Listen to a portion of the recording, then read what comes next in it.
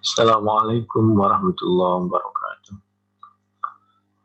A'udzu billahi minasyaitonir rajim. Bismillahirrahmanirrahim.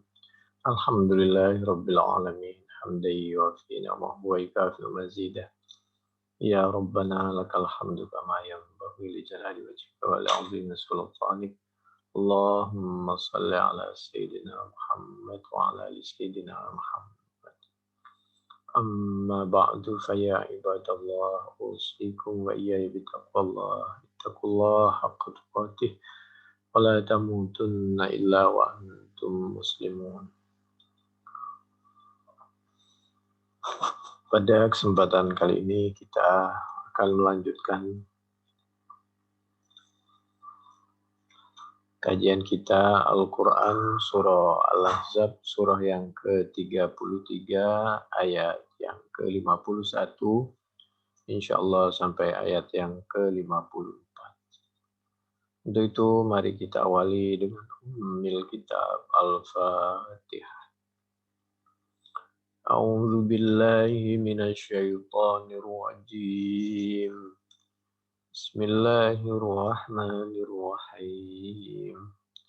Alhamdulillahi rabbil alamin. Ar-Rahmanir Rahim. Maliki yaumiddin. Iyyaka na'budu wa iyyaka nasta'in. Ihdinas siratal mustaqim.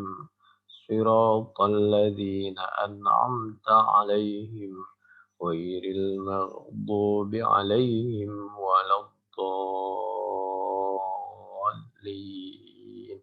Amin. أعوذ بالله من الشيطان الرجيم. بسم الله الرحمن الرحيم. ترجي من تشاء منهن وتؤوي إليك من تشاء ومن ابتغيت ممن عزلت فلا جناح عليك ذلك أدنى أن تقر أعينهن ولا يهزن ويرضين بما آتيتهن كلهن والله يعلم ما في قلوبكم وكان الله عليما حليما. Bismillahirrahmanirrahim. Turuji di antara nikmat Allah Subhanahu wa taala kepada Nabi Muhammad sallallahu alaihi wasallam tentu untuk kita. Turuji boleh menangguhkan, tidak menggauli siapa kamu, man kepada orang. Tasya'u yang menghendaki siapa engkau, minhunna dari istri-istrimu. Wa tu'wi dan boleh menggauli siapa engkau, Nabi, ilaika kepadamu, man kepada orang tasya'u yang menghendaki siapa engkau, Nabi. Pada dasarnya dalam keadaan darurah, Nabi itu sama dengan kita dalam pengertian boleh dengan rumah tangganya berlanjut, boleh tidak. Tapi Nabi memilih untuk terus dengan keluarganya. Waman dan adapun siapa orang ibtaghaita yaitu ingin menggauli kembali siapa kamu, mimman dari orang, istri azalta yang telah engkau sisihkan, andai saja sudah pernah berbeda atau pisah lalu pengen kembali, fala junaha alaika, maka tidak ada dosa bagi engkau Nabi. Tapi ketepatan Nabi tidak mentolak istrinya. Kalau toh pernah itu baru menikah, lalu karena belum apa-apa sudah minta pisah,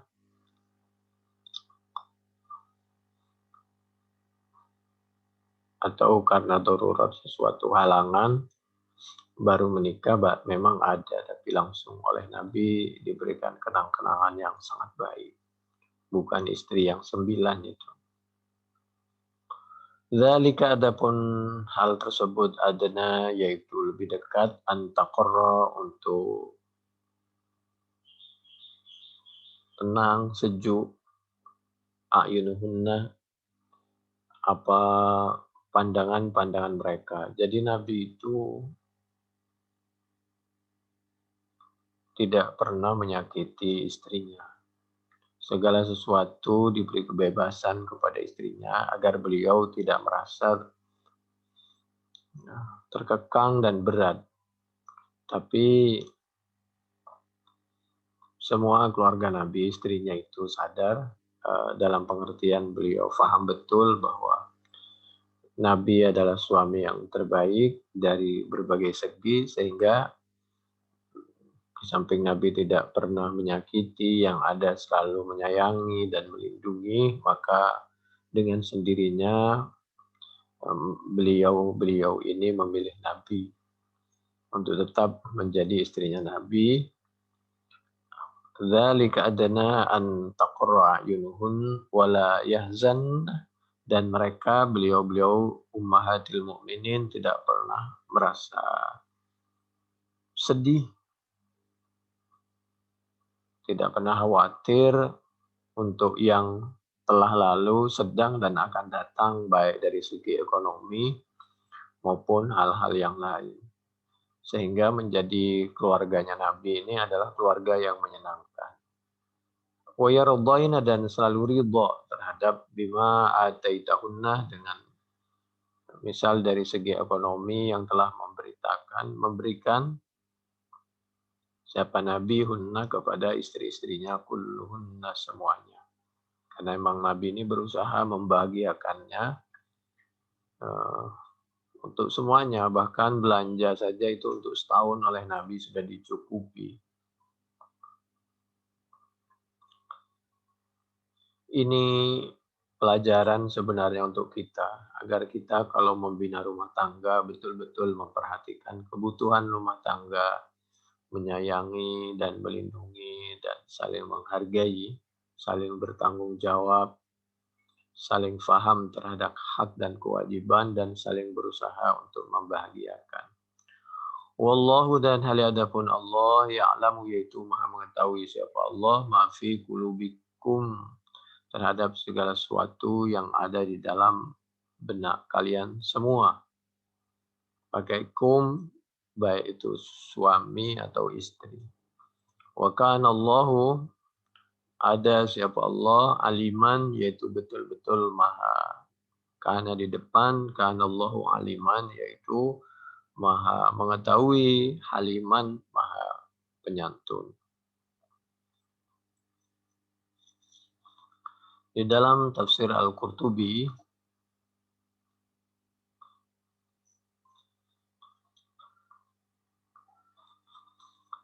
juz 14,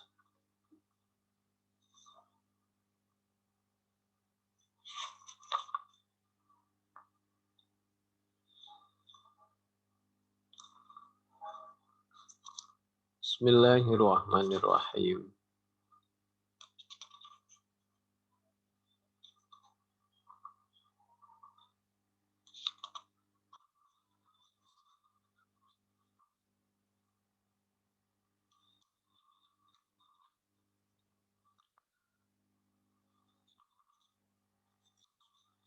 Dari halaman 189 sampai halaman 205.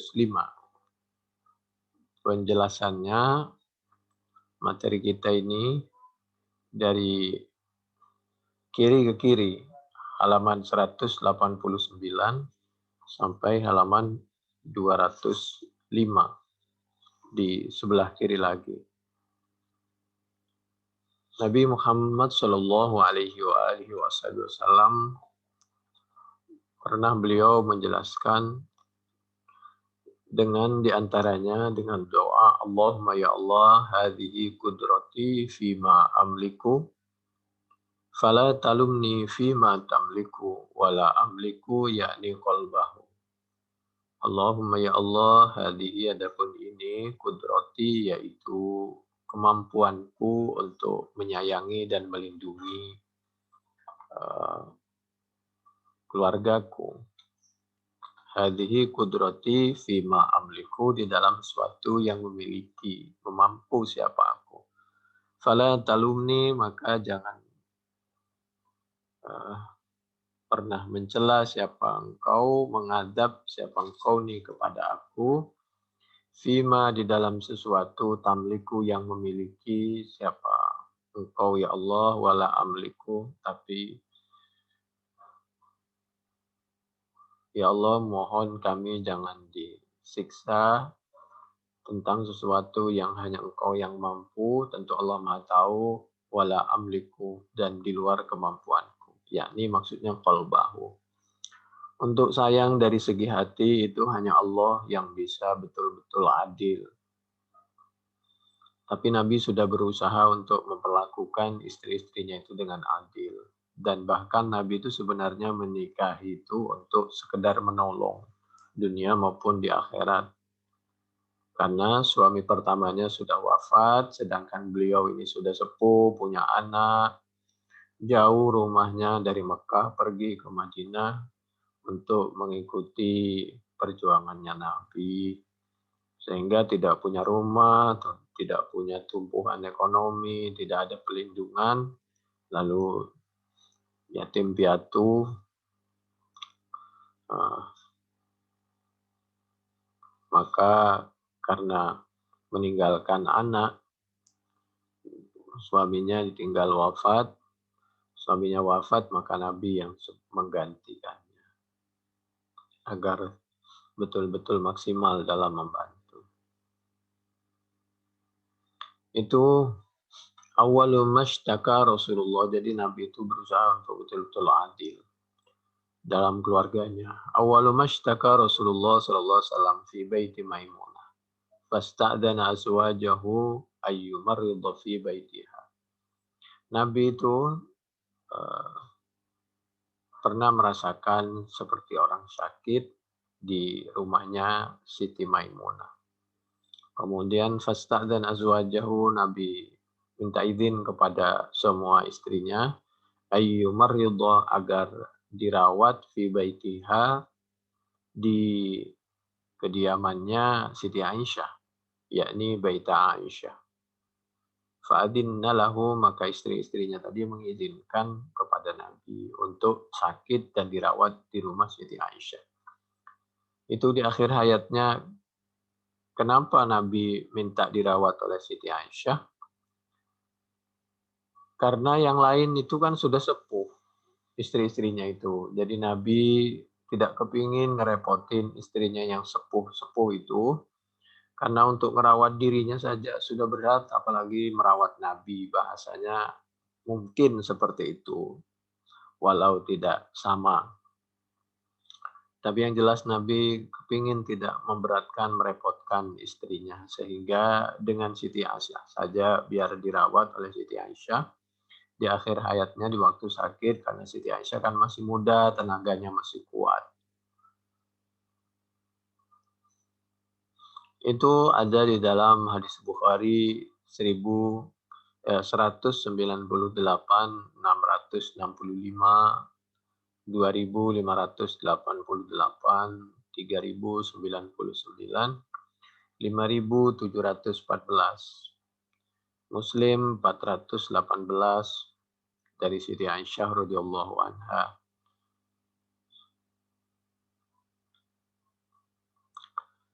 Sampai akhir hayatnya pun Nabi betul-betul sayang kepada keluarganya dan tidak ingin membebani. In kana Rasulullah sallallahu alaihi wasallam yatafaqqadu, suatu ketika menurut Siti Aisyah radhiyallahu anha, Nabi itu enggak ada. Yaqulu ainal yauma aina ana ghadan. Istabta'a al-yawmi Aisyah radhiyallahu anha qalat falamma kana yawmi qabadahu Allah ta'ala baina sahri wa nahri. Maksudnya Ini maksudnya sama dengan hadis-hadis sebelumnya. Jadi Nabi itu di akhir hayatnya meminta pendapat, maksudnya datang kepada semua keluarganya minta pendapat, di mana kira-kira beliau tinggal dan dirawat. Nah, lalu setelah mendapatkan izin dari semua keluarganya, Nabi dirawat dan betul beliau Nabi wafat berada di baina sahri wa nahri, yaitu berada di pangkuannya Nabi. Ada di pangkuan Nabi. Dipangku oleh Siti Aisyah. Mohon maaf, sirahnya itu, kepalanya itu menyender di leher, di dada, di leher Siti Aisyah. Ya, di pundak itu.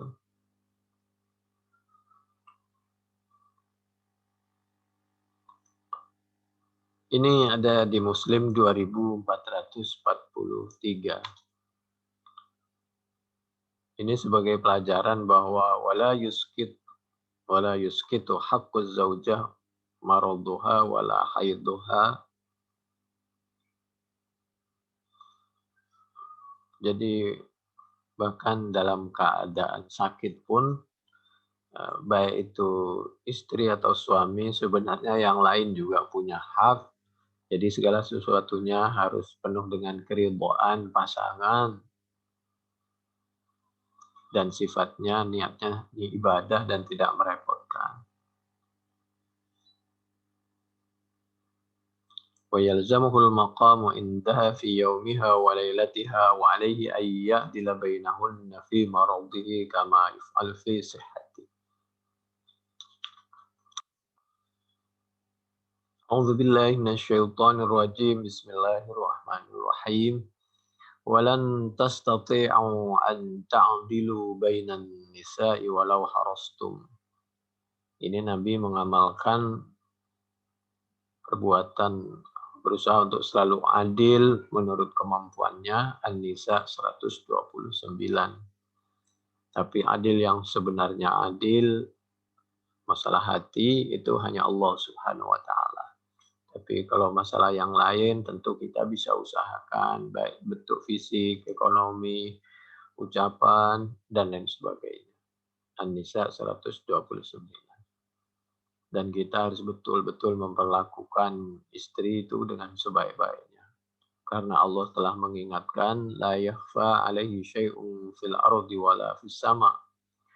Allah itu maha mengetahui bagaimana tindakan kita, perlakuan kita kepada keluarga kita. Sekecil apapun Allah maha mengetahui terhadap segala sesuatu yang ada di bumi dan di laut. Oleh karena itu bumi didahulukan karena manusia biasanya tinggal di bumi dulu. Ali Imran ayat 5, ya'lamu sirra wa akhfa. Asir didahulukan baru akhfa karena Allah maha mengetahui terhadap yang memang rahasia dan yang menyembunyikan yang sembunyi-sembunyi.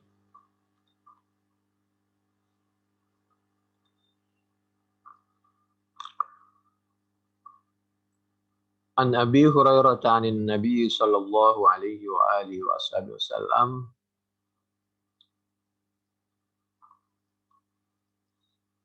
man kanat lahu imra'atani. Adapun siapa orang kanat yaitu ada, lahu yaitu bagi man, imra'atani apa dua perempuan. Kanat khobarnya man, lahu khobarnya kanat. Kanat ada lahu yaitu bagi man, imra'atani apa dua perempuan. Isimnya kanat, famala maka condong siapa man, ila ihdahuma kepada salah satu istrinya. Tidak boleh kita, kalau ketepatan kita dititipi oleh Allah berbentuk dua istri, maka kalau harus darurat menikah lebih dari satu, tidak boleh condong kepada salah satunya. Harus adil. Ja'a maka datang siapa man yaumal kiamati di hari kiamat wasyikuhu dan adapun ma'ilun separuh anggota tubuhnya itu ma'ilun yaitu miring. Jadi besok itu berjalannya miring. Jadi harus betul-betul adil. Harus betul-betul bertanggung jawab. Kalau memang dititipi darurat harus menikah lebih satu atau memang dititipi oleh Allah untuk menikah lebih dari satu. Niatnya betul-betul harus niat karena ibadah dan niat menolong dan seterusnya. Wallahu ya'lamu ma fi qulubikum. Di ayat berikutnya Al-Ahzab 51 itu di akhir ayat Allah menutup adapun Allah yaitu Maha mengetahui siapa Allah ma kepada segala sesuatu apa saja termasuk urusan rumah tangga atau urusan-urusan yang lain ma kepada suatu fi qulubikum yang ada di dalam kulub-kulub kalian, benak-benak kalian. Al-Ahzab 51. Dari sahabat Amr bin al-As, katanya annan Nabi sallallahu alaihi wasallam bahwasanya Nabi Muhammad sallallahu alaihi wasallam ba'atsahu mengutus siapa Nabi kepada sahabat Amr bin al-As diutus ala jaisy dzatis salasil pada pasukan dzatis salasil. Fa'ataitahu maka datang siapa aku kepada Nabi fakultu maka bertanya siapa aku ayun nasi ahabba ilaika adapun siapa di antara manusia siapa manusia ahabba yaitu yang paling menyukai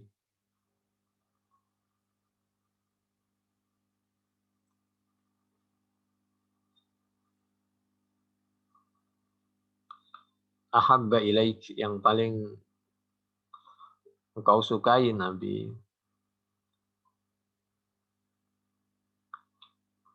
bisa kembali ahabba paling menyukai ai ilaika kepadamu Nabi. Faqala maka menjawab siapa Nabi Muhammad sallallahu alaihi wasallam Aisyah itu yaitu Aisyah. Nabi pernah ditanya oleh sahabat Amr bin al-As, siapa yang paling kau sukai? Nabi dari keluargamu, dari istrimu. Ya, Nabi menjawab Siti Aisyah radhiyallahu anha. Karena waktu itu Siti Khadijah kan sudah wafat. Jadi Nabi itu sayang kepada semua keluarganya. Hanya saja kira-kira konteksnya ini kemana. Nabi itu penuh dengan kenabian, penuh dengan mukjizat.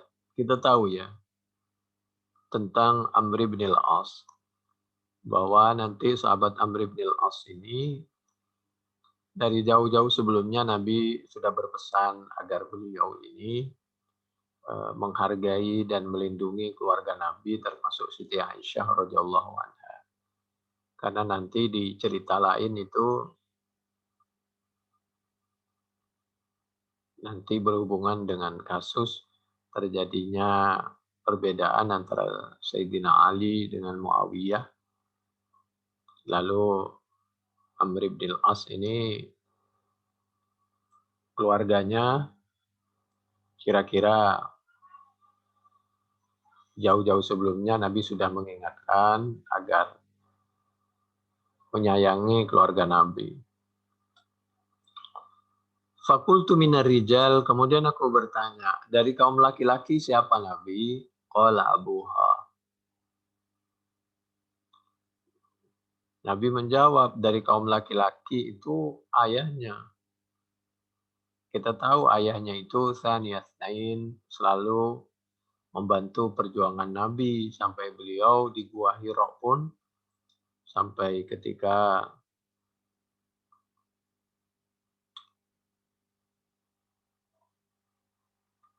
Nabi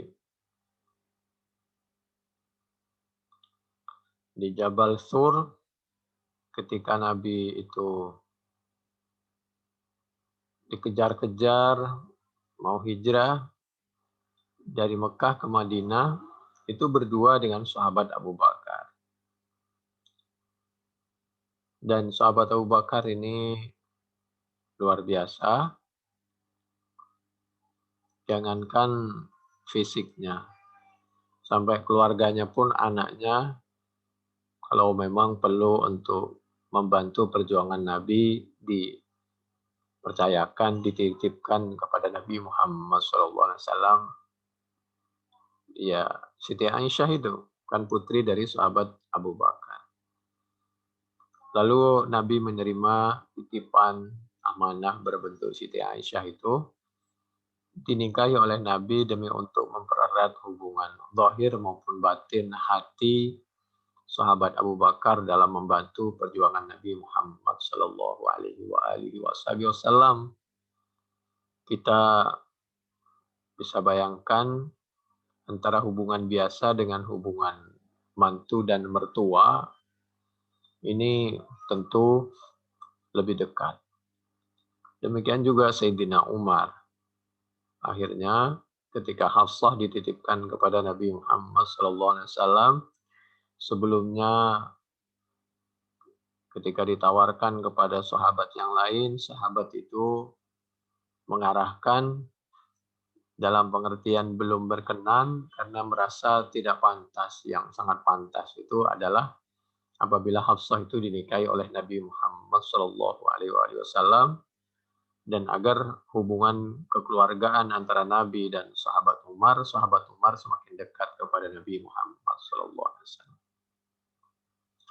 Qultu summa man qala Umar bin Khattab. Kemudian ditanya lagi, siapa setelah Abu Bakar yang kau sayangi Nabi? Nabi menjawab adalah sahabat Umar bin Al-Khattab radhiyallahu anhu. Fa'ad dari jalan. Kemudian setelah itu Nabi menyebut yang lain-lain. Jadi hubungan hati ini perlu, apalagi kalau sesama umat Islam. Tidak boleh kita dan tidak pantas apabila kita sesama umat Islam ini di hati kita ada sesuatu yang kurang nyaman. Apalagi kalau ada kecurigaan, apalagi kalau di bulan Ramadan dosanya berlipat-lipat. Di bulan Ramadan kita melakukan kebaikan, pahalanya berlipat. Di bulan Ramadan kita tidak baik sesama umat Islam, dosanya berlipat-lipat. Oleh karena itu, momen bulan Ramadan, mudah-mudahan ulama yang dituduh dengan tuduhan yang tidak tepat segera dibebaskan dari tuduhannya dan dibebaskan dari tahanannya. Mudah-mudahan setelah itu kita melupakan segala sesuatu dan kita rukun dan kita ke depan membangun persatuan dan untuk mesejahterakan semua umat dan memupuk keimanan kita. Waqad taqaddama al-qawlu fil qalbi bima fihi kifayatun fi awwal al-baqarati wa fi awwal hadhihi surati. Yurwa diceritakan anna Luqman al-Hakim, bahwa kita ini jujur ya, kalau diceritakan ya diceritakan, kalau itu sabda Nabi yang diyakini insyaallah sahih mutawatir segala macam, menurut zahirnya kita sampaikan. Apabila itu dhaif kita sampaikan dhaif. Kalau hasan hasan, kalau maudhu maudhu. Jadi jangan terlalu mudah kita menerima, jangan terlalu mudah juga kita menolak hadis. Harus semuanya referensional karena semua yang kita ucapkan ini besok dari sekarang detik kita mengucapkan sampai besok itu akan dicek kebenarannya dan harus kita pertanggungjawabkan dunia akhirat. Waqad taqaddama al-qawlu yurwa anna Luqman al-Hakim, bahwa Luqman al-Hakim karena yaitu ada siapa Luqman yang sangat bijaksana ini abdan najjaran, yaitu dia ini sebagai hamba Allah, salah satu hamba Allah yang ahli di bidang masalah perkayuan ya, masalah ukiran dan lain sebagainya. Orang bisnis masalah kayu ini banyak. Misal masalah kursi, tempat tidur, bahkan rumah dari kayu jati dan lain sebagainya. Banyak itu, asal kita betul-betul ahli. Qala lahu sayyiduhu, pimpinannya berkata, majikannya berkata kepada Luqman, Idbah syatan, menyembelihlah siapa kamu Luqman, syatan kepada kambing. Majikannya bilang kepada Luqman Al-Hakim, ada yang mengatakan Luqman ini adalah waliullah, ada yang mengatakan karena dapat wahyu atau diceritakan di Al-Quran, ada yang mengatakan nabi, ada yang mengatakan waliullah dan lain sebagainya. Yang jelas beliau ini adalah hamba Allah yang luar biasa. Kalau dianggap wali, ya waliullah yang luar biasa. Sampai diceritakan, dibanggakan oleh Allah di Al-Quran. Dan ceritanya, namanya disebut di dunia, di akhirat, di Al-Quran, di Lauhil Mahfud, dan dibaca oleh umat sedunia dari dulu sampai sekarang. Sampai ada surah Luqman. Wa idh qala Luqmanu libnihi wa huwa ya'idhuhu. Itu luar biasa. Memang ada di Al-Quran itu namanya disebut, tapi nama yang tidak baik, ada nama yang baik. Contohnya apa? Tabbat yada, itu tabbat yada Abi Lahab. Abi Lahab itu tidak baik, itu dia punya kekuasaan. Kekuasaannya diperoleh dengan cara yang tidak diridhai oleh Allah dan dipakai untuk sesuatu yang tidak diridhai oleh Allah. Menggambarkan kekuasaan itu adalah tangan. Luqman disebut karena Luqman ini perwakilan seorang bapak yang sangat bijaksana. Idbah syatan, memotonglah siapa kamu menyembelih syatan kepada kambing. Wa'tini, dan mendatangkanlah siapa engkau Luqman nih kepada aku. Bi'atya biha, dengan yang paling bagus, bat'atain, 2 potong. Lalu fa'atahu, setelah motong, membawa siapa Luqman hu kepada Sayyid, kepada majikannya, bil lisan, dengan membawa potongan lisannya kambing, wal qalbi, dan hatinya. Suma amaro, kemudian memerintahkan lagi siapa majikan, bidzabhi syatin, dengan memotong kambing ukhra yang lain. Kemudian diperintahkan lagi untuk memotong lagi kambing. Faqala lahu, maka berkata siapa Sayyid lahu kepada Luqman, alqi akhbathaha. Sekarang kamu, kalau tadi potongan pertama saya memerintahkan agar membawa dua potongan anggota tubuh dari kambing, lalu kamu membawa yaitu lisan dan hati yang baik. Lalu sekarang aku memerintahkan tolong bawa 2 potongan anggota tubuh dari kambing yang paling buruk. Faqala lahu alqi akhbasaha bat'atain. Fa'alqa al-lisan wal qalbah. Kemudian ternyata Luqman setelah memotong membawa 2 potong anggota tubuh kambing, yaitu lisan dan hati juga. Faqala, maka bertanya siapa Sayyid, majikannya. Kalau perempuan Sayyidah, kalau majikan perempuan Sayyidah, kalau majikan laki itu Sayyid. Tuan dan nona. Amartuka, telah memerintah siapa aku, Sayyidkah, kepadamu Luqman, anta tiani, untuk datang siapa engkau Luqman nih kepadaku, bi'atya biha, dengan potongan tubuh dari kambing yang paling bagus, bat'atain 2, fa'ataitani bil lisan wal qalbi. Ternyata kamu membawa 2 potongan lisan dan hati. Berikutnya, wa amartuka an tulqiya bi akhbasiha bat'atain fa'alqaital lisan wal qalb.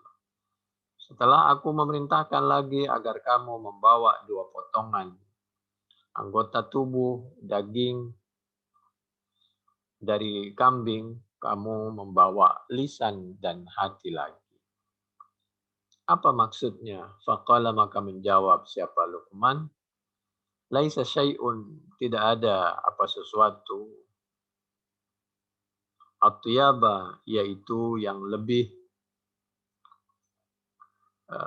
baik, minhuma, dari keduanya, lisan dan hati, idza taba, apabila bagus apa keduanya. Wala akhbasa, dan tidak ada yang lebih buruk. Tidak ada yang lebih buruk minhuma, dari keduanya lisan dan hati, idza khabusa, apabila buruk apa lisan dan hatinya. Jadi lisan dan hati ini ukuran dari seseorang. Jadi hati-hati, kita punya hati, dari hati pasti keluar ke lisan.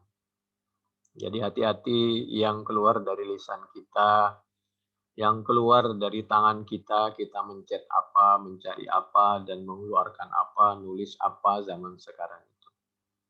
Ini ada di Bukhari 3662, Muslim 2384, Ahmad juz 4 halaman 203, At-Tirmidzi 3885, Ibnu Hibban 4540. Semua hadis dari sahabat Amrin ibn al-As.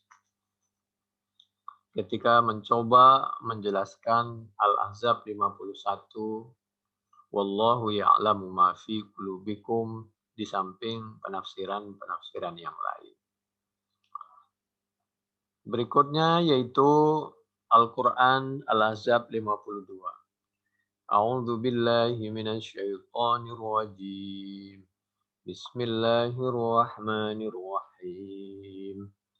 La yahillu lakan nisa'u min ba'du wa la an tabaddala bihinna min azwaj. ولا أن تبدل بهن من أزواج ولو أعجبك حسنهن إلا ما ملكت يمينك وكان الله على كل شيء رقيبا.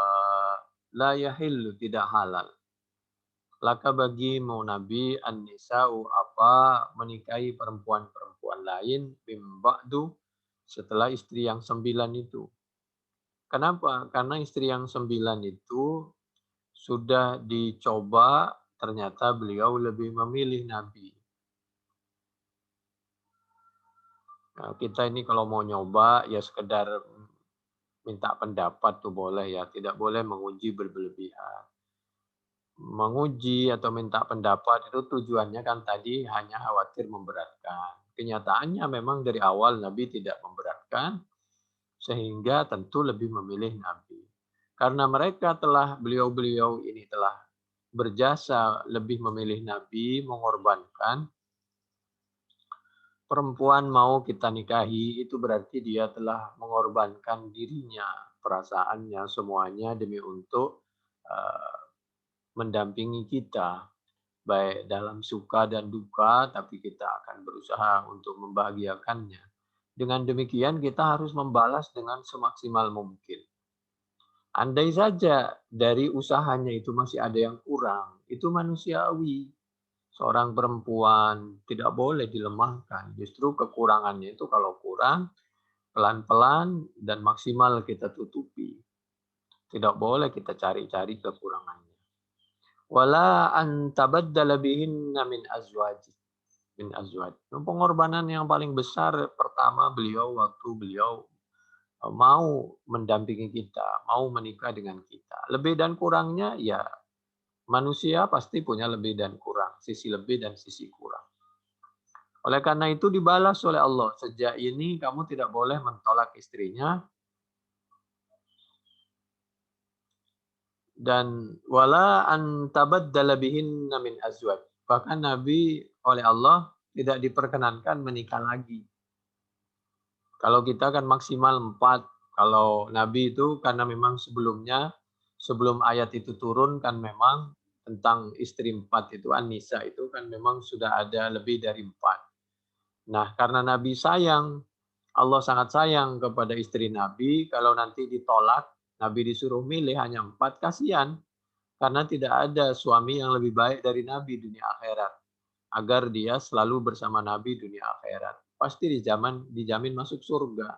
Sedangkan ketika menikah dengan orang lain, belum tentu dijamin masuk surga. Wala an tabaddala bihinna min azwaj. Tidak boleh mengganti siapa engkau bihinna dengan istri-istri yang lain min azwaj. Min azwaj walau a'jabaka, meskipun mungkin secara manusiawi, mungkin secara fisik ada perempuan itu yang lebih cantik dari istri Nabi. Ya kita tahu istri Nabi yang lain itu, yang muda itu kan hanya Siti Aisyah radhiyallahu anha. Yang lain itu kan sepuh-sepuh semua.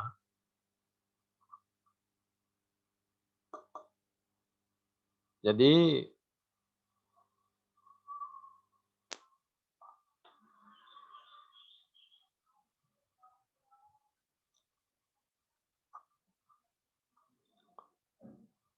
walau a'jabaka husnuhun, ini satu sisi ya. Satu sisi istri Nabi itu bisa dikatakan cantik-cantik meskipun sudah sepuh. Hanya saja ini pelajaran kan hanya untuk kita. Agar kalau kita punya istri, punya pasangan atau punya suami, ya kalau sudah berkeluarga mungkin berubah bentuk fisiknya. Tapi kita tidak boleh lalu merasa bahwa pasangan kita itu sudah tidak berharga, sudah jelek, di luar ada perempuan yang lebih cantik, atau ada suami yang lebih tampan. Sudah kalau sudah menikah ya udah diterima itu lebih dan kurangnya, dan kita mengingat-ingat kelebihannya, tidak mengingat-ingat kekurangannya. Semua orang kalau sudah berkeluarga pasti ada kekurangan. Jadi manusiawi, andai saja di luar sana banyak yang lebih bagus dari keluarga kita. Itu manusiawi, tapi tetap saja kita harus menghargai dan menghormati, melindungi, dan terus bangga dengan keluarga kita masing-masing. Walau a'jabaka husnuhunna illa ma malakat yaminuk, kecuali perempuan-perempuan yang andai saja kamu miliki, hamba sahaya. Wa kana Allahu ala kulli syai'ir raqiba.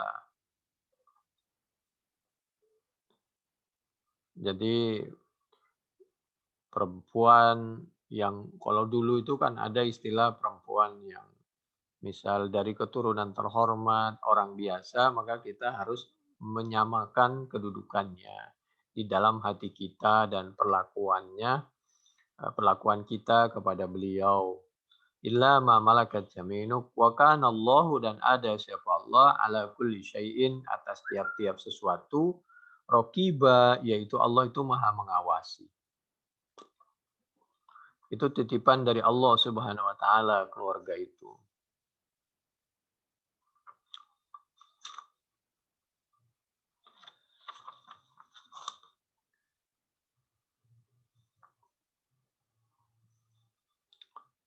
Orang ketika menikah berangkat dari Al-Qur'an, yaitu walau a'jabaka husnuhunna, Al-Ahzab ayat 52, walau a'jabaka husnuhunna berbicara tentang kecantikan atau ketampanan.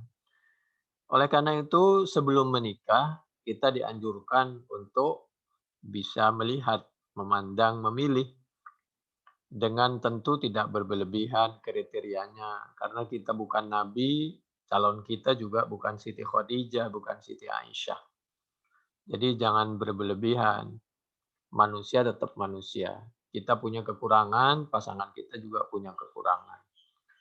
Nah, kita dianjurkan untuk melihat supaya kita melihat, dan setelah itu, setelah melihat kita tahu lebih dan kurangnya dari keluarga kita itu, pasangan. Dan agar kita tidak menyesal dan supaya kita lebih dekat. Dalam pengertian kita hanya melihat dari segi wajah dan telapak tangannya itu aja. Tangannya itu. Karena dari situ kelihatan fisik itu, mohon maaf ya. Misal apa pendek, apa tinggi, atau seperti apa, ya sudahlah lebih dan kurangnya. Undur, melihatlah siapa kamu, ilaihinna, undur ilaiha, kepada calon istri, fa'innahu, maka sungguhnya. Undur, melihat itu, tahu maksudnya. Ajdaru, yaitu lebih bisa ayyudama bertahan bainakuma di antara kalian berdua. Kalau mau pingin tahu wajah dan tangannya. Kalau nggak pingin tahu langsung menikah yakin ya sudah nggak ada masalah. Insya Allah. Yang penting harus betul-betul dalam kejujuran.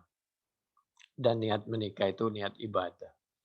Ahmad juz 4 halaman 244. Ad-Darimi juz 2 halaman 134.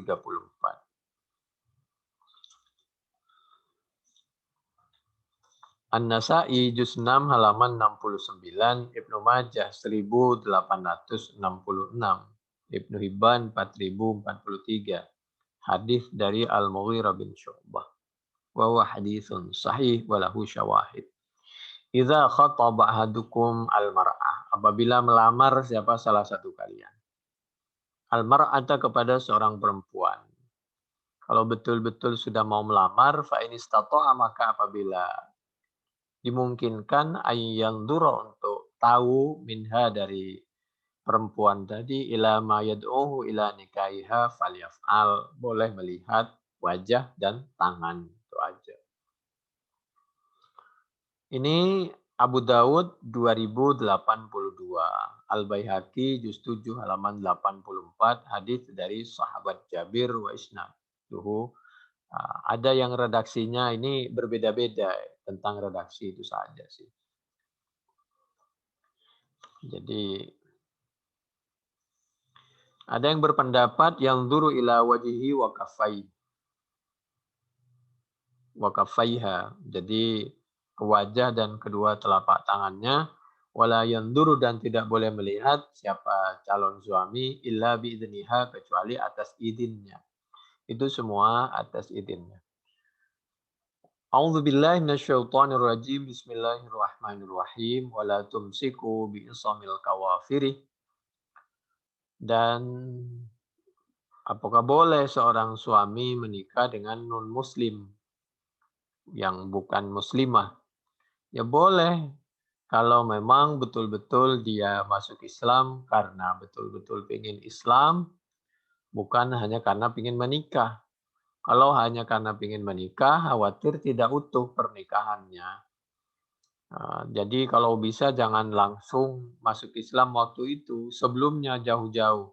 Sehingga dia betul-betul tahu bahwa memang betul-betul Islam karena ingin Islam dan tidak terkaget dengan hal-hal yang terjadi pada Islam, tentu secara bertahap ya, bahwa di dalam Islam itu dianjurkan untuk amar ma'ruf nahi mungkar. Contohnya apa? Tidak boleh minum-minum yang memabukkan, makan babi, dan harus menutup aurat. Itu kan tidak boleh makan babi dan harus menutup aurat. Dan dianjurkan untuk sholat. Sholat itu agar kita ini punya hubungan dengan Allah, hubungan dengan masyarakat yang baik, punya saudara, punya teman, punya tetangga, sehingga nanti melahirkan tawasau bil haqqi wa tawasau bis sabri wa tawasau bil marhamah. Tidak boleh sesuatu yang memabukkan dan seterusnya. Dan itu nanti dibahas di dalam Al-Quran surah Al-Mumtahanah ayat yang ke-10. Berikutnya yaitu ayat yang ke-53. A'udzu billahi minasyaitonir rajim. Bismillahirrahmanirrahim. Ya ayyuhalladzina amanu la tadkhulu buyutan nabiyyi إلا أن يؤذن لكم إلى طعام غير ناظرين إناه. Ya ayyuhalladzina amanu, wahai orang yang beriman.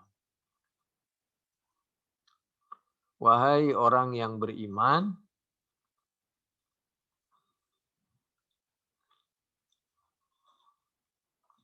la tadkhulu buyutan nabi, tidak boleh masuk siapa kalian buyutan nabi kepada rumah-rumah nabi. Jadi buyutan nabi, nabi itu suami. Ini pelajaran ya, bahwa suami itu punya kewajiban loh, punya rumah itu. Jangan punya suami, jangan punya kita jadi kepala rumah tangga hanya ngontrak terus. Ini ya artinya harus berusaha. Tapi kalau kita sudah berusaha, berdoa, masih ngontrak, ya sudah. Jadi tidak boleh ya menjadi kontraktor terus, ngontrak terus itu.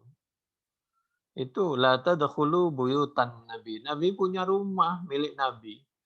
Wajib kita membelikan rumah untuk istri kita itu wajib. Kalau kita wafat, jadi istri kita itu punya rumah. Nggak boleh kita wafat, istri kita masih ngontrak, itu nggak boleh. Dan kita tidak boleh kalau dimungkinkan mentolak istri dan setelah kita tolak istri kita itu dalam keadaan terbengkalai, ekonominya lemah, tidak punya rumah.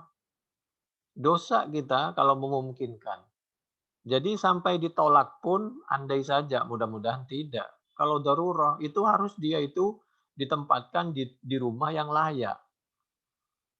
Kalau hubungannya buyutan Nabi itu lil milki. Kalau itu rumah istri karena menempati. Bukan kata kami itu di dalam tafsir-tafsir seperti itu. Nanti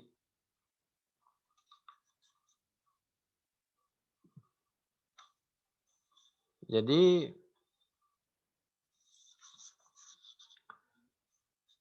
qulna idhafatul buyuti ilan nabi sallallahu alaihi wasallam idhafatu milkin. Wa idhafatul buyuti ilal azwaji idhafatu mahallin. Bidalilin annahu ja'ala fiha al-idhna lin-nabi sallallahu alaihi wa alihi wa ashabihi wasallam wal idhnu innama yakunu limalik. Tafsir Al-Qurtubi juz 14 halaman 199 di sebelah kiri di tengah. Jadi usahalah supaya kita bisa punya tanah sepetak. Meskipun kecil, tanah kita sendiri, lalu kita bangunin, punya rumah. Atau kita beli rumah meskipun kecil.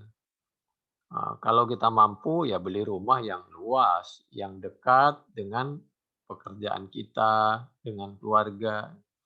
Illa ayyu'dzana lakum ila ta'am. Kita ini tidak boleh masuk ke rumah Nabi kecuali dapat izin dari Nabi. Lah, kalau itu rumah orang kan nggak usah izin. Ini rumah Nabi, berarti memang harus punya rumah, buyutan Nabi.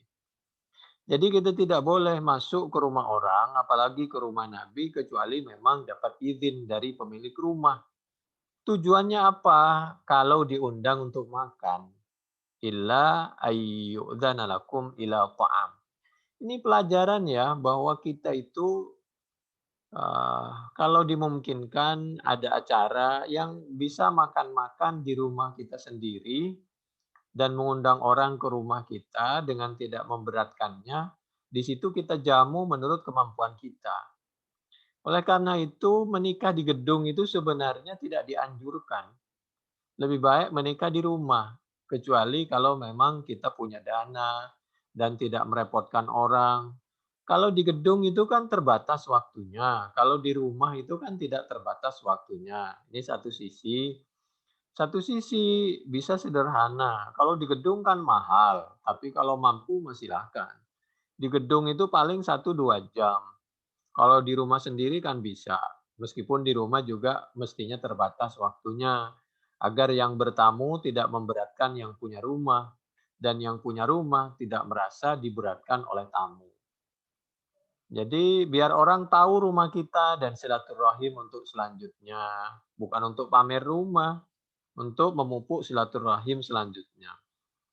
Ya daripada kita habis uang 100-200 juta untuk menyewa gedung, dan makanannya. Uang segitu kalau kita buat misal acara di rumah yang sederhana, setelah itu buat beli rumah, beli tanah, atau DP rumah, sehingga kita menikah tidak harus kita pinjam-pinjam uang. Habis menikah tenang karena kita nggak punya pinjaman.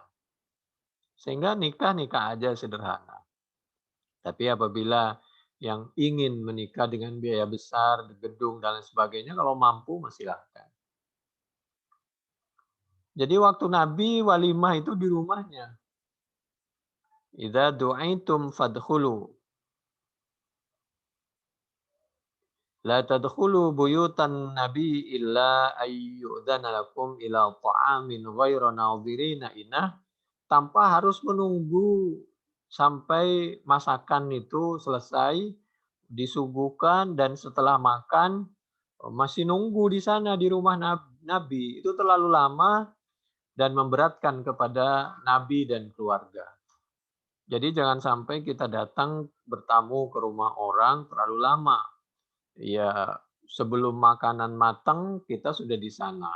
Setelah makanan masak kita makan, setelah makan masih lama di sana. Tidak boleh.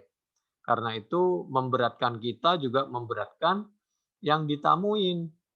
Ya sudah, kepentingannya apa, selesai pulang begitu.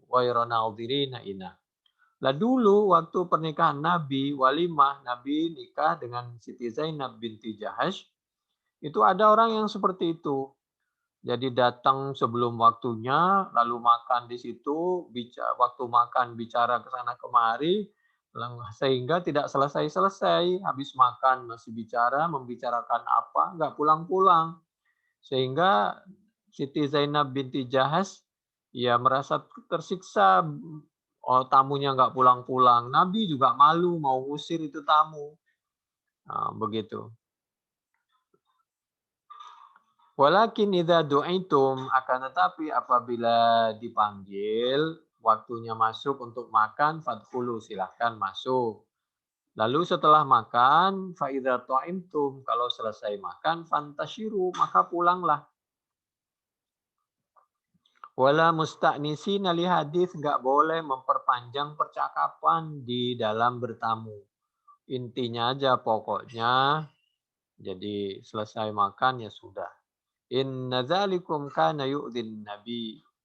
Yang punya rumah juga jangan perasaan. Udah makan cepat pulang. Ya enggak begitulah. Kalau memang kita butuh bantuan, kita sampaikan. Kalau kita enggak butuh bantuan, ya kita sama-sama tahu diri lah biar cepat pulang. Kasihan. Karena sama-sama punya kepentingan masing-masing. Walakin idza du'aitum fadkhulu fa idza ta'imtum fantashiru. Segera pulang. Wala musta'nisina li hadis, pulang ke rumahnya masing-masing itu fantashiru untuk melakukan kegiatan yang lain-lain itu termasuk auzubillahi minasyaitonir rajim bismillahirrahmanirrahim ya ayyuhalladzina amanu idza nudiya lis-salati min yaumil jumu'ati fas'au ila dzikrillahi wa darul bai dzalikum khairul lakum. Itu lebih bagus.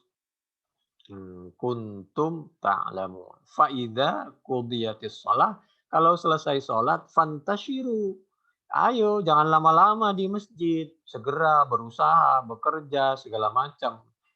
Waktu ibadah, ibadah, waktu zikir, zikir, waktu doa, doa, waktu baca Quran, baca Quran. Setelah itu bekerja, berusaha, jangan di masjid mulu. Lah kan butuh makan, butuh minum, waktu keluarga dan lain sebagainya. Fantasyiru. Wala musta'nisina li hadis, jangan memperpanjang percakapan. Ngalor ngidul kata orang Jawa, ngomong sana kemari. Penting-penting aja. Inna dzalikum, sesungguhnya hal tersebut karena yaitu ada apa dzalikum, dzalikum musta'nisina li hadis yu'dhi, yaitu menyakiti.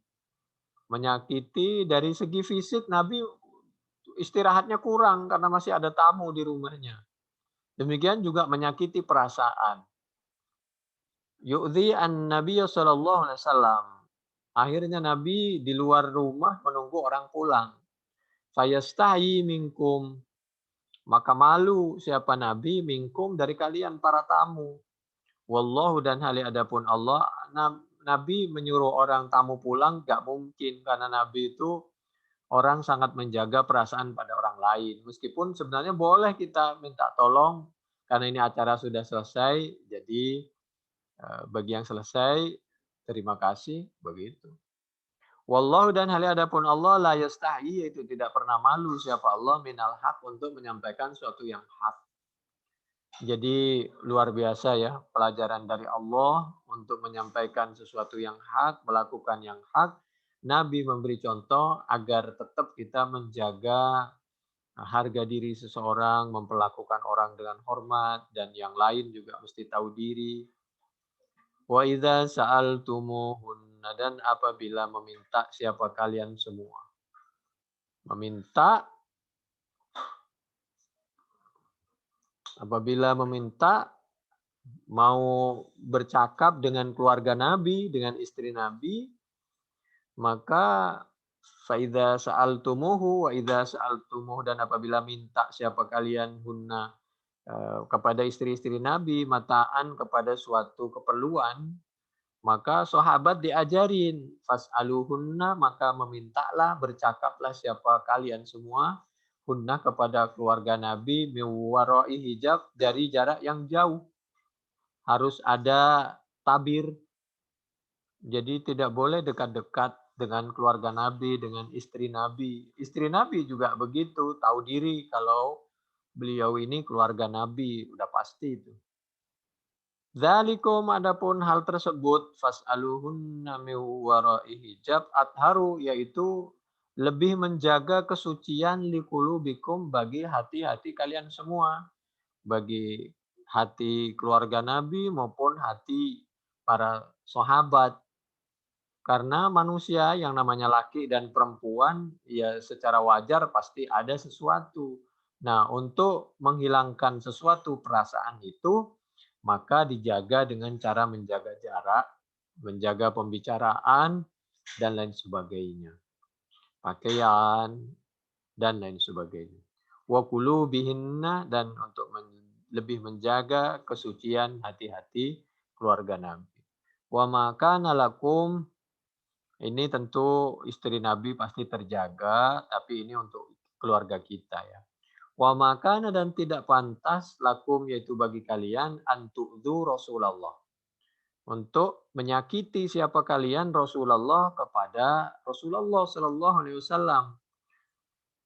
Jadi andai kita punya perasaan bahwa jika Nabi wafat atau ingin menikahi istri Nabi, itu dianggap menyakiti Nabi. Tidak boleh kayak begitu. Dan kita apabila bertindak tidak wajar, berbicara yang tidak dengan jarak tertentu, itu juga dianggap tidak sopan, agar kita tidak menyakiti Nabi dan keluarganya, dianggap tidak sopan hal kayak begitu. Apalagi kalau sampai menggoda atau punya keinginan menikahi istri Nabi setelah Nabi wafat dan seterusnya. Karena dulu ada yang berpendapat, ada seorang yang namanya, bukan sahabat Tolhah yang ikut perang Uhud, ada seorang yang namanya katanya hampir sama dengan sahabat Tolhah namanya. Lalu punya lintas di dalam benaknya, kalau Nabi nanti wafat, kami mau menikah dengan istri Nabi. Lalu Allah jauh-jauh sebelumnya sudah menyampaikan tidak boleh berbuat sesuatu dengan keluarga Nabi. Wa makana, tidak pantas lakum antu'du Rasulullah wala antangkihu. Jadi berbicara yang tidak pantas, bergaul yang tidak pantas dengan keluarga Nabi itu tidak boleh, dianggap menyakiti harkat dan martabat Nabi Muhammad SAW. Demikian juga wala antangkihu azwajah. Dosa yang paling parah itu, yang paling besar itu kalau kita mengganggu keluarga orang. Wala antangkihu azwajahu, dan tidak boleh menikahi istri-istri Nabi min ba'dihi, setelah Nabi wafat, abadan, selama-lamanya. Karena kita tidak lebih baik dari Nabi dunia akhirat. Inna dzalikum, bahwasanya hal tersebut, karena yaitu ada dzalikum indallahi azima. Memperlakukan keluarga Nabi dengan tidak terhormat itu dosa besar. In tubdu syai'an aw tukhfuhu fa innallaha kana bikulli syai'in alima. Apabila kita melakukan sesuatu dengan terang-terangan atau sembunyi-sembunyi sekecil apapun, maka sungguhnya Allah itu Maha tahu terhadap segala sesuatu. Jadi kalau kita mau berbicara atau minta sesuatu dengan keluarga Nabi, jaraknya harus ada jaraknya, jauh dan lain sebagainya. Qala Umar wafaqtu rabbi fi salasin. Aku pernah punya pendapat ketepatan diridhoi oleh Allah dalam 3 perkara. Pertama, fi maqam Ibrahim, tentang maqam Ibrahim. Bagaimana kalau maqam Ibrahim, tempat Nabi Ibrahim, batu yang dipakai untuk merenovasi Ka'bah itu dijadikan tempat yang sejarah supaya umat besok berkarya seperti karya perjuangan Nabi Ibrahim. Supaya ingat, itu dijadikan maqam Ibrahim. Lalu sampai sekarang jadilah itu maqam Ibrahim. Yang kedua dalam masalah hijab. Sahabat Umar minta pendapat kepada Nabi. Yang kedua gimana? Kalau keluarga Nabi itu hijabnya lebih tertutup dari yang lain. Seperti pakai cadar itu kalau keluarga Nabi. Iya, jadi pakai hijab. Lalu turunlah Al-Quran tentang surah atau ayat tentang hijab. Yang ketiga, wafi usara badrin, tentang tawanan Badar. Agar bagi orang yang betul-betul dengan jelas-jelas memerangi umat Islam dan kira-kira dia masih belum tidak mau bertaubat dan kalau dia punya kesempatan tetap mau mencelakakan umat Islam agar ditindak dengan tegas, itu lalu disepakati oleh Allah dan Nabi-Nya. Itu diantaranya ada di dalam hadis Bukhari 402, 4483 sampai 4916, Ahmad juz 1 halaman 23, Ad-Darimi juz 2 halaman 44, At-Tirmidzi 2959, 2960, Ibnu Hibban 1009. Ibnu Hibban, kami ulangi, Ibnu Majah 1009, kalau Ibnu Hibban 6896, hadis dari sahabat Anas.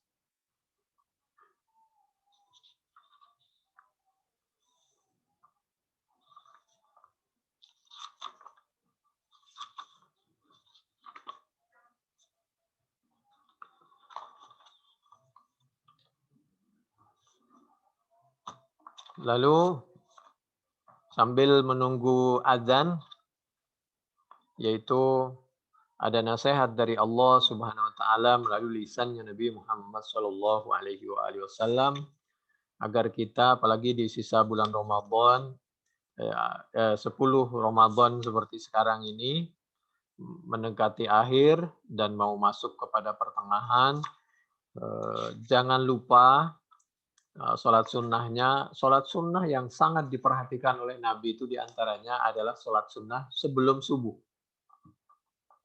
Jadi lam yakunin Nabi sallallahu alaihi wasallam ala syai'im minan nawafili ashadda minhu ta'ahudan ala raq'atil fajri. Itu hadis Bukhari 1169,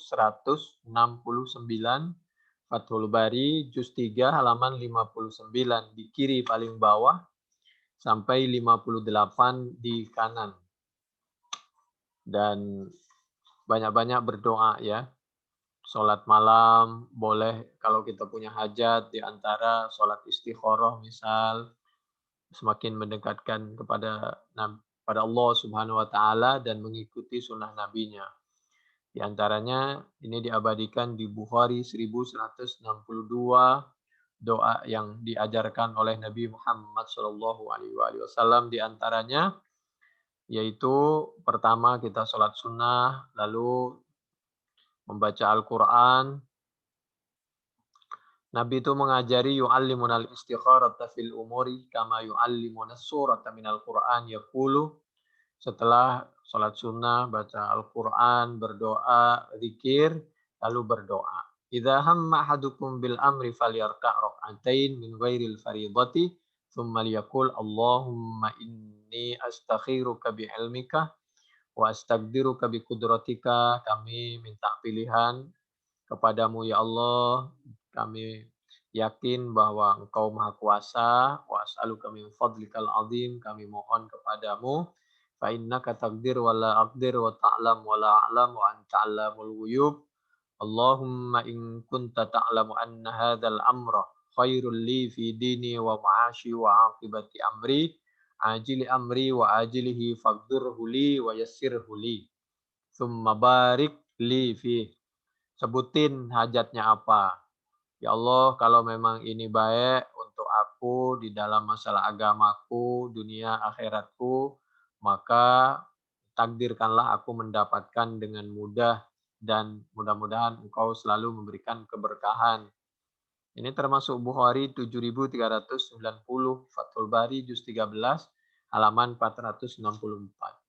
Wa in kunta ta'lamu anna hadzal amra syarrul li fi dini wa ma'ashi wa aqibati amri fi ajili amri wa ajilihi fasrifhu anni wasrifni anhu waqdur liyal khaira haitsu kana tsumma rudini bihi. Jadi tapi sebaliknya ya Allah, kalau menurut Engkau ya Allah ini kurang baik, mudah-mudahan kami diberikan yang lebih baik. Jadi dijauhkan dari itu dan diberikan yang lebih baik dan Engkau meridhoinya. Termasuk Bukhari 6382, Fathul Bari juz 11 halaman 219 sampai 223. Lalu nasihat dari Al-Qur'an yaitu A'udzubillahi minasyaitonirrajim. Bismillahirrahmanirrahim.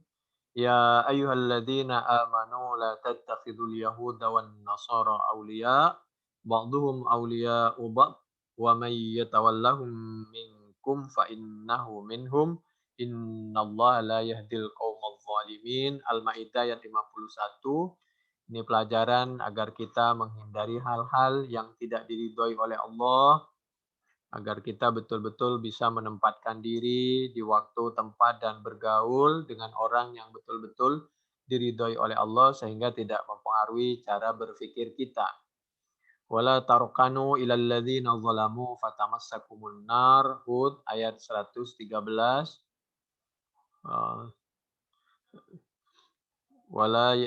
Berikutnya la yattakhidhul mu'minuna al-kafirina awliya'a min dunil mu'minin. Ali Imran 28, la tattakhidhu bitanatan min dunikum. Ali Imran 118. Ini sepertinya sudah mau maghrib, maka kami potong sampai di sini. Insya Allah dijelaskan di kajian berikutnya. Subhanakallahumma bihamdik nasyhadu an la ilaha illa anta nastaghfiruka wa natubu ilaik. Wassalamualaikum warahmatullahi wabarakatuh.